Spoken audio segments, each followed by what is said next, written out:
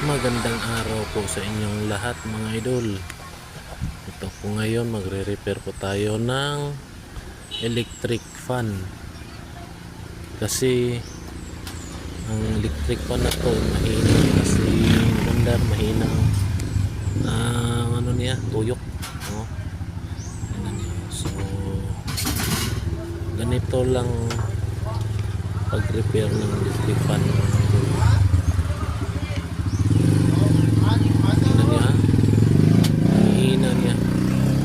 Mahina na yung under niya.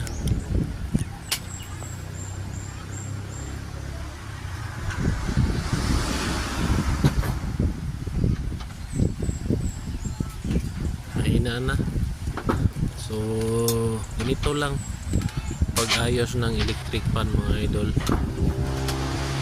Saan yung likod ng fan, tapos makita niyo yung yung running capacitor na kulay itim. Yan mga idol, kulay itim. Yan ang running capacitor.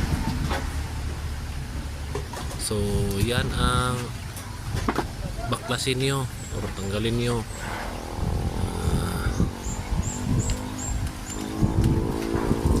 Replace na yan ng bago. Pero dyan hindi ko yan tinanggal. Pinagyan ko lang na isa. Bali dalawa na yung running capacitor niya, kasi yung isa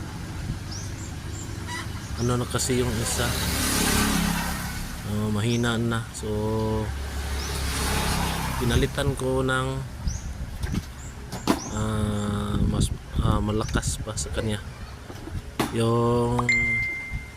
Ang standard nito is 1.2 microfarad. Ito naman ay 1.5 microfarad. Tingnan nyo idol.